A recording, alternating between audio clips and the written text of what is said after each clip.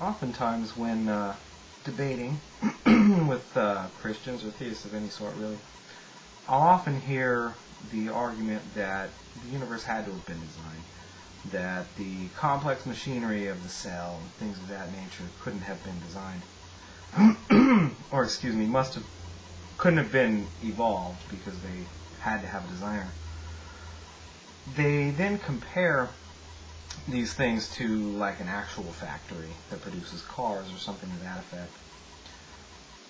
One of the responses that I often give, that I've thought a lot about, and I really think people fail to understand, is that evolution is a designer. I know a lot of people think that's played out because of Dawkins and the Blind Watchmaker and all that. But it's true. Let me explain how. Imagine you're the foreman of an airplane factory, or you're the owner of an airplane factory, and you want to come out with a new design. You have your testers get together, you ask them for some prototypes, and you'll get about 5 that you can then test and retest until you're down to 1 or 2 that you can then actually make a plane out of, that you can actually take out and fly. Now, put that plane into combat, maybe it turns out it wasn't so good for combat, so you start all over again. We take forever doing things that way because, well, we only have 5 prototypes. Mother Nature has the sum total of every baby born on the planet. Not just humans, not even just babies. Every larva, every single-celled organism that splits, it has the sum total of every living being on the planet to use as a prototype for what comes next.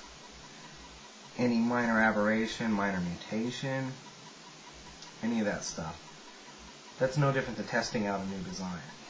And the designs that make it through testing, that make it out into actual combat and things like that, they're all tested by real life situations, and the stuff that doesn't work is sent along its way.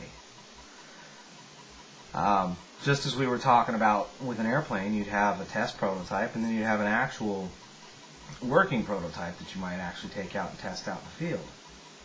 Well, in nature it's the same thing. When there's a litter of pigs, they all fight over who gets a tit. Whenever there's a nest full of eggs, oftentimes the first one to hatch will push the other ones out, or at least some of them. By the same token, that's just like getting a working prototype. And then, of course, once we grow up and we have to go get our own food, we're in the animal kingdom, defend ourselves against predators, again, we find out what works and what doesn't. And that's as simple as it is. That which works gets to replicate itself, and that which doesn't get to replicate itself.